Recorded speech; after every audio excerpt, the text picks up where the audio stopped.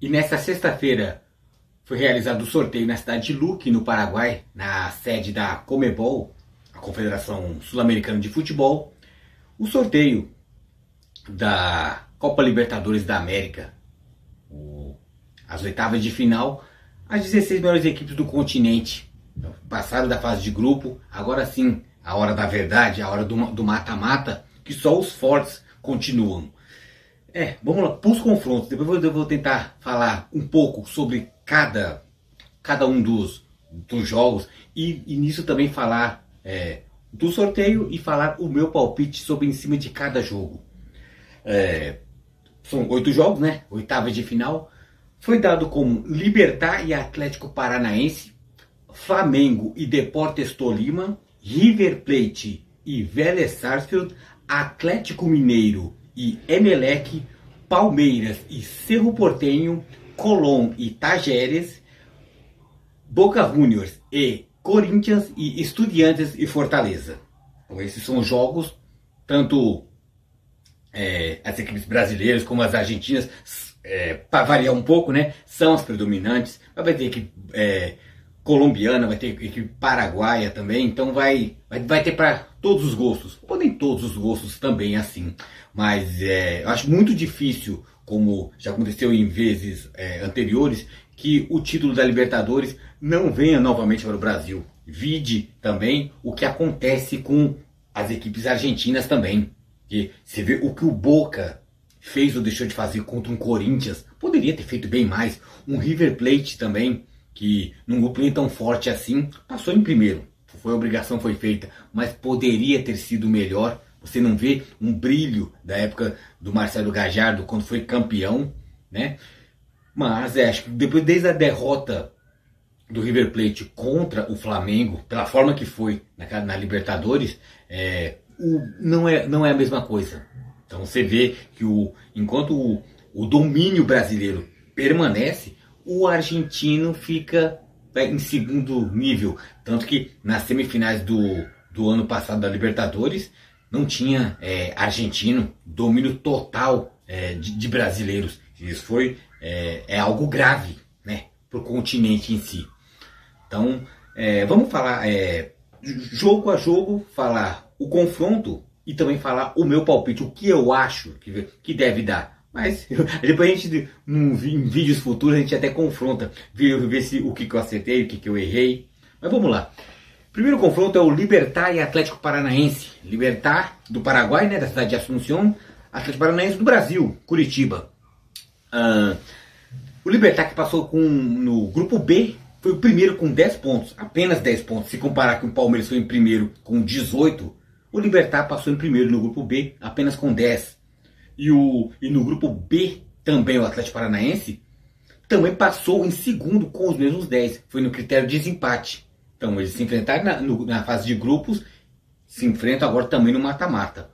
Meu palpite, sinceramente, e também um pouco de torcida também tem disso, porque o técnico do Atlético Paranaense é o Felipão. Então, palmeirense, gremista, tem sempre um carinho assim maior por ele. Quem gosta também da seleção brasileira também, que o nosso último título mundial pela seleção brasileira foi com o Felipão também. Então, quem torce um pouco, quem gosta um pouco do Felipão, e tem gente que não gosta muito, né? No caso eu gosto muito do Felipão, tenho muito respeito por tudo que ele já fez pelo Palmeiras, pelo futebol brasileiro. Então ele tem o seu legado. Pode estar ultrapassado, um pouco pela idade, um pouco por não querer se aprofundar em outras coisas, mas eu acredito que o Atlético Paranaense passa do Libertad em 2 jogos. O primeiro vai ser em Curitiba, o segundo em Asunción. Provavelmente acho que vai ser no Defensores del Chaco. Então, mas eu acredito que o Atlético Paranaense passa. É aquela coisa, faz o resultado no primeiro jogo em Curitiba e depois tenta segurar o jogo da volta, mas passa. Acredito que sem muitas cerimônias. Atlético Paranaense que está em 12º no Brasileirão, né, com 9 pontos.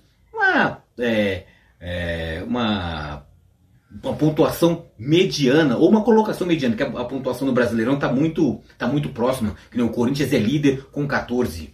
O Atlético Paranaense é 12º com 9 pontos. Já por outro lado, o Libertad, ele é líder bem à frente do segundo colocado. É líder com 44 pontos. Muitos já colocam como o virtual campeão paraguaio dessa temporada de 2022. Então, já arruma para a parte final, né, que a temporada no Campeonato Paraguaio, como os outros países latino-americanos, é temporada. Começa no meio do ano e termina no meio do ano do outro ano. Então, acredito que o Libertad vai ser campeão paraguaio, mas nesse confronto, ao meu ver, quem passa é o Atlético Paranaense. Então, não por tudo, pelo meu lado um pouco mais de carinho com o Filipão, mas bola por bola, acho que o Atlético Paranaense consegue vencer o Libertad.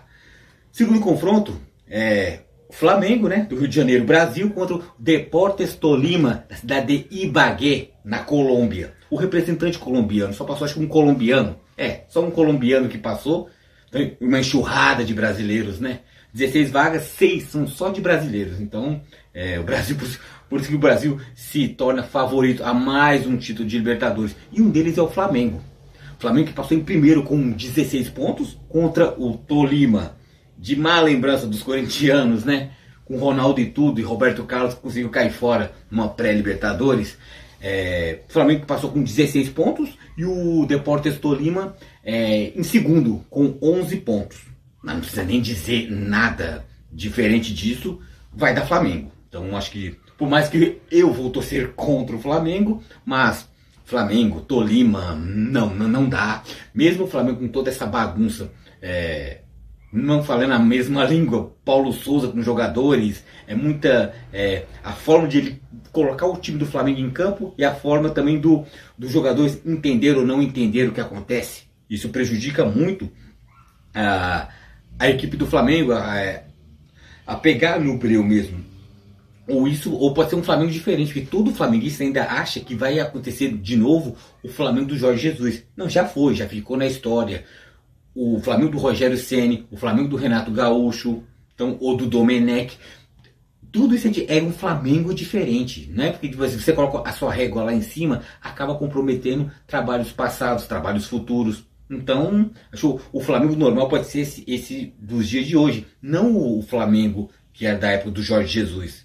Então, o Flamengo que no Brasileirão está em 14º, está mais olhando para baixo do que para cima, com 9 pontos também, assim como o Atlético Paranaense, né? O Flamengo não está bem no Brasileirão, está se recuperando, começou a ganhar uma vitória magra na última rodada, mas eu acredito que o Flamengo passe em cima do Tolima. Tolima que no campeonato colombiano já está na segunda fase, né? Tinha a fase, a liga normal, passou a segunda fase, 2 grupos. No grupo B, o Tolima lidera. Só teve uma rodada, 3 pontos, está em primeiro no grupo B. Então depois vai para a fase final, aí sim definir o campeão colombiano, mas o Flamengo passa nesse confronto sem mistérios. Então, o outro confronto é River Plate e Vélez Sarsfield, um duelo doméstico, um duelo argentino. Então, ambas equipes da cidade de Buenos Aires, e o River Plate que passou em primeiro com 16 pontos, o Vélez Sarsfield passou em segundo com 8. O River Plate primeiro do F e o Vélez Sarsfield segundo do C. Por tudo, assim, por mais que seja clássico assim, dentro da realidade do futebol argentino, o River Plate é o favorito. Pode-se dizer uns que pode vir a desbancar um Palmeiras, ou fazer frente a um Atlético, ou fazer frente a um Flamengo, né? Seria a vingança da última Libertadores que o River Plate perdeu justamente com o Flamengo. Então pode ter a remontada, a reviravolta. Então eu acho que desse confronto o River Plate passa. Meu palpite, passa River Plate. River Plate que vive um momento bom dentro de casa, né? No caso, o Campeonato Argentino, que lá é o torneio... o Campeonato Argentino, a Liga Argentina, é dividido em 2 grupos. E no grupo A, o River Plate tem 29 pontos e é o segundo colocado. Então está se classificando para a próxima fase. Vai enfrentar o Vélez, que no grupo B é apenas o 6º. Está fora da zona de classificação e tem apenas 18 pontos. Então, mesmo em colocações no campeonato doméstico ou não, o River Plate é favorito e, ao meu ver, passa. O River Plate passa de fase para poder ir às quartas de final. Então o Vélez fica no meio do caminho. Então a diferença ainda entre as duas equipes é gritante, assim, quanto à qualidade, quanto à forma de jogo. Então acho que dá River Plate. River Plate avança para poder fazer frente aos brasileiros. Um pouco de medo aos brasileiros. Outro confronto envolvendo o brasileiro. Atlético Mineiro e Emelec. Emelec do grupo do Palmeiras. O Palmeiras viu o potencial do Emelec. Não é nada disso. Então, e baseado nisso, eu já falo logo de cara, da Atlético Mineiro. Não vou dizer que fácil ou não. Vai ter o primeiro jogo em Guayaquil, o segundo jogo no Mineirão. Mas eu acredito que dá sim Atlético. Atlético Mineiro que passou em primeiro no grupo D com 11 pontos. Não teve uma pontuação tão elevada assim. Tanto que passou empatado com o próprio Tolima. Os dois com 11 pontos no critério de desempate. E o caso daquele empatezinho maroto entre a América e... cheio de erros de arbitragem. América e Atlético Mineiro. O Atlético ainda passou em primeiro, graças a esse pontinho mandrake. E o Emelec passou em segundo no grupo do Palmeiras com 8 pontos. Para você ver uma diferença. Emelec em segundo no grupo do Palmeiras com 8. O Palmeiras tinha sido líder com 18. Foi uma... Quer dizer, não tem comparação. É difícil. É difícil até colocar em números, tentar falar sobre. E nesse confronto, o Atlético passa. Quem vai fazer a dificuldade ou não é o próprio Atlético. Acredito que o Atlético tem o potencial de fazer 2 bons jogos. E ainda vai definindo no Mineirão. E como igual aqui, a viagem é longa, mas não tem altitude, né? Então acredito que o Atlético passa com todo o seu plantel, estando todos os jogadores disponíveis, o Atlético passa até com uma certa segurança. Então o Atlético é favorito e classifica. Atlético Mineiro, que no Campeonato Nacional é o 4º colocado, com 12 pontos. A mesma pontuação do Palmeiras, né, que é segundo critério de desempate, está tudo no início ainda. O Atlético é quarto colocado do Brasileirão, enfrenta o Emelec, que é 6º colocado no Campeonato Equatoriano, com 22 pontos. Então uma equipe equatoriana em 6º colocado, o primeiro do Campeonato do Equador já não deve ser essas coisas, imagina o 6º. O Palmeiras provou, ganhou 2 vezes do Emelec. Não foram partidas tão fáceis. A segunda se tornou mais fácil que o Palmeiras fez. A primeira foi um pouco mais mastigada, um pouco mais difícil. Então foi com o Emelec em Guayaquil. Mas quando chegou aqui em São Paulo, o Palmeiras passeou. Então, como se presumia e como devia fazer. Então acho que nesse confronto passa Atlético e fica o Emelec. Próximo confronto, o time do momento, da competição. O time que abocanhou os títulos recentes, que joga um futebol vistoso, não consistente, sim. Certo ponto até vistoso também. Muitos que não torcem para esse time fala, pegou o grupo fácil. Tipo, o sorteio privilegiou. Como é que sorteio privilegia se é sorteio? Mas estamos falando do Palmeiras, líder do grupo A com 18 pontos, pontuação máxima, fez história, ultrapassando os critérios de desempate as campanhas que já teve River Plate, que já teve Santos, que já teve Boca Juniors. O Palmeiras fez história, a melhor campanha de uma fase de grupos. Palmeiras, sim, Palmeiras, você gostando ou não do Palmeiras fez história, está construindo a história jogo após jogo, partida após partida. 18 pontos, é o máximo que pudesse conseguir, o Palmeiras conseguiu. Melhor ataque, melhor defesa, goleadas atrás de goleadas. Adversários fracos sim, mas o Palmeiras... Por que o adversário é fraco? Porque o Palmeiras é forte, né? Então, muitos times aí que pegou times fracos, uns deu vexame, outro em vias de dar vexame, né? Não precisamos citar nomes, sabemos de quem estamos falando, ou de quem estamos falando, né? Mais de um time que tem toda essa celeuma. Vai pegar o Cerro Porteño do Paraguai, que passou em segundo no grupo G com apenas 8 pontos. Mesma pontuação que o Emelec do grupo do Palmeiras também passou. Então o Palmeiras 18, o Palmeiras tem a obrigação de passar. Então, por mais que eu fale, a partida, a primeira vai ser no Defensores del Chaco ou no estádio La Olla, né? Chamada panela de pressão, também o estádio também é em Assunção também. Provavelmente, como tem estádio próprio, não vai ser no Defensores del Chaco, vai ser no estádio La Olla. E eu acredito que o Palmeiras passa. E ainda digo mais, acredito também com duas vitórias, ou um empate no Paraguai e ganha bem em casa. Mas o Palmeiras tem um time muito melhor, tem peças melhores, consegue fazer, mesmo com um elenco reduzido, fazer bons resultados, capitaneado pelo técnico Abel Ferreira, que sabe fazer a leitura dos seus adversários. Então o Palmeiras é sim favorito, sim, para passar de fase. Aí nisso provavelmente pode pegar um Atlético Mineiro, mas o Palmeiras tem sim obrigação por tudo, por defender o título, por estar bem no Campeonato Brasileiro. O Palmeiras é o segundo com 12 pontos. O Campeonato Brasileiro está de início ainda, mas o Palmeiras é segundo. Muitos estavam dizendo, o Palmeiras não está afim de... não tá afim, ou não é time para liga, é o time para mata-mata. Então não, o Palmeiras está em tudo. O Palmeiras está em tudo. Você querendo ou não. Os números dizem, o futebol apresentado diz muita coisa também. Então, quanto a fatos e números, não há argumento. Quanto a bola na rede e futebol apresentado, também não há argumento. Você, gostando ou não, aplauda o Palmeiras. Entendeu?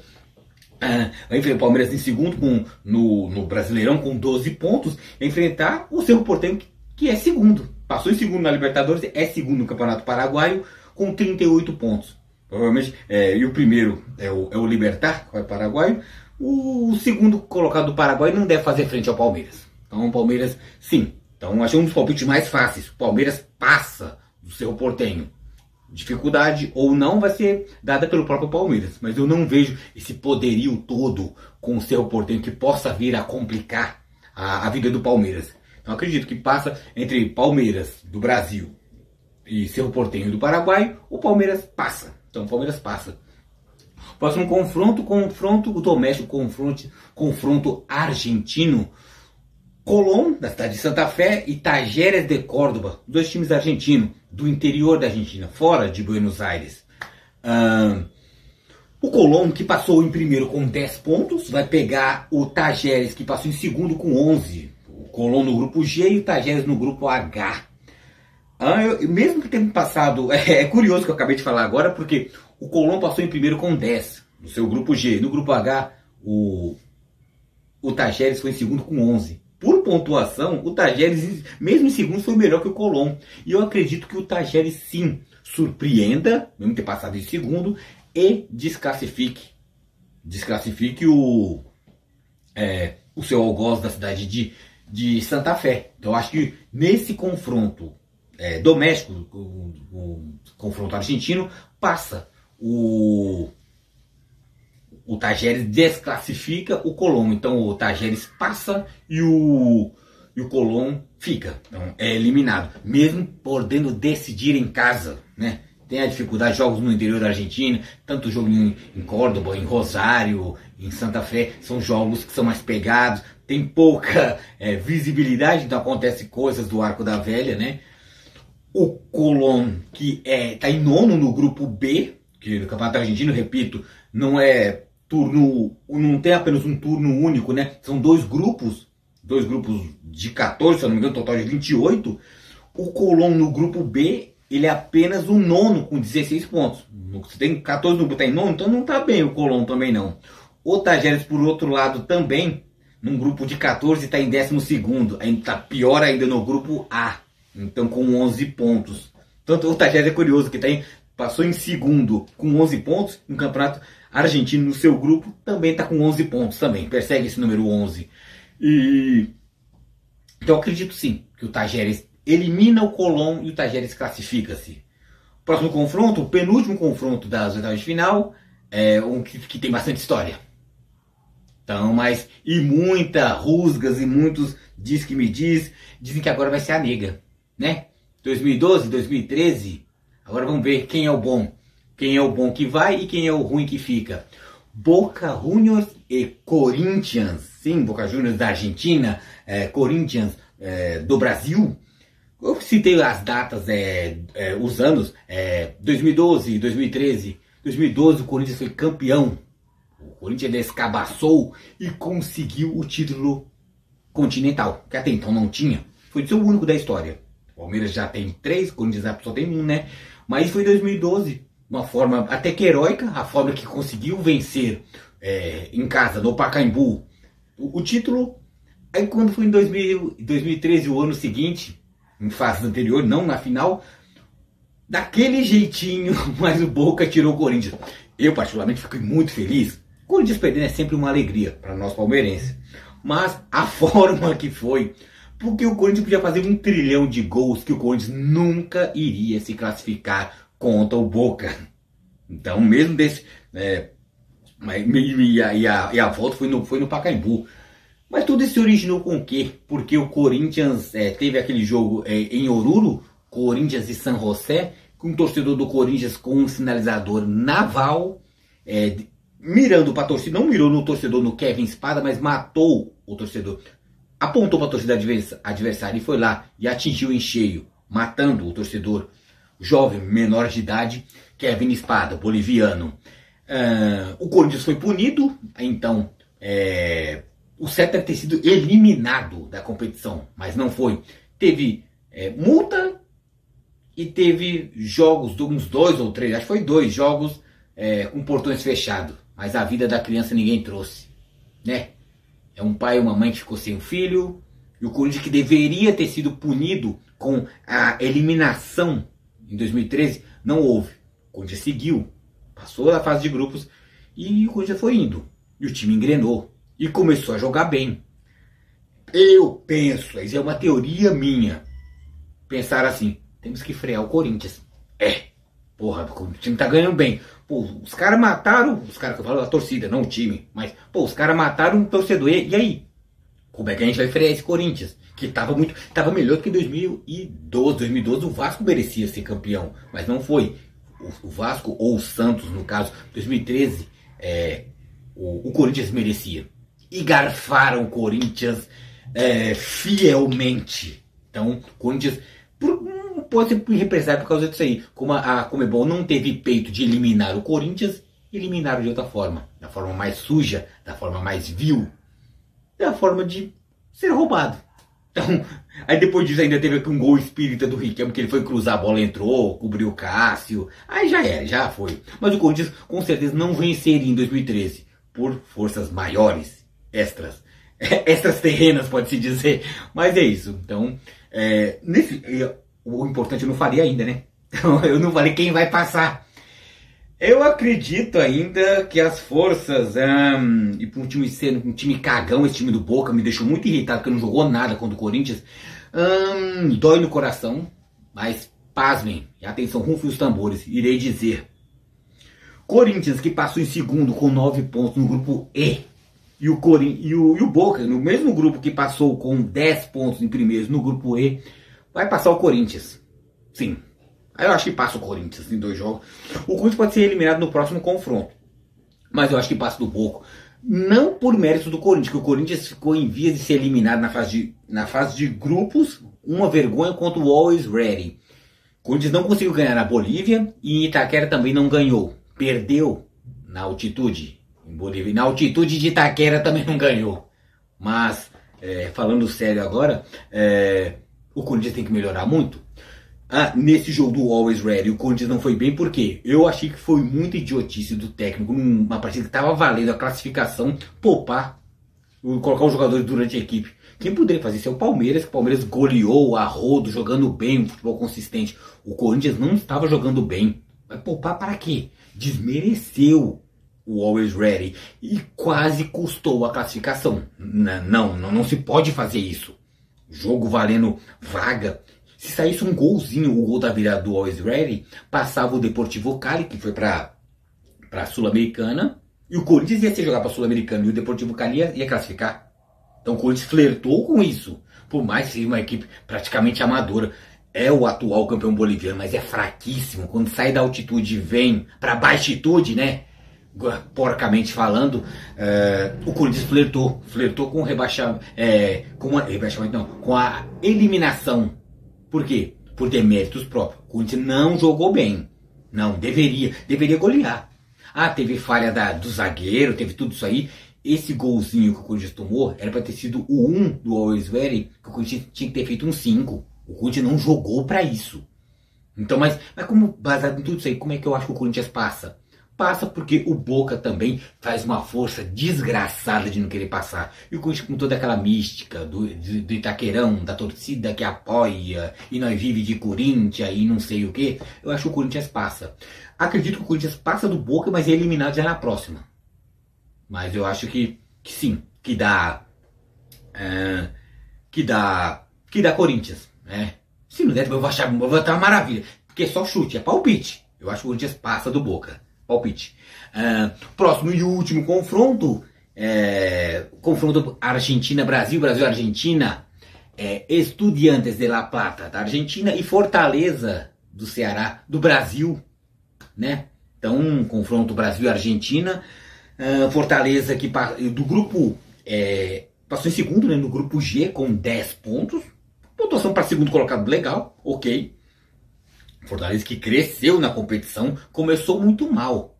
Então com 2 derrotas seguidas, mas depois quando pegou no breu também, conseguiu vitórias heróicas até contra o Colo-Colo no Chile, lá em Santiago. Foi heróico, podemos dizer isso. Aí pegou um Estudiantes de La Plata, uma equipe chata, equipe que já venceu o Palmeiras lá nos anos 60, nos primórdios da Libertadores. O Palmeiras já perdeu na época quando o pai do Verón, o Verón, que a gente conhece que é o Labrurrita, o Labrurra, o Verón pai, Verón, né, o Verón pai, acabou com o Palmeiras. Palmeiras que tinha Rildo, Palmeiras que tinha Ademir da Guia, tinha Dudu.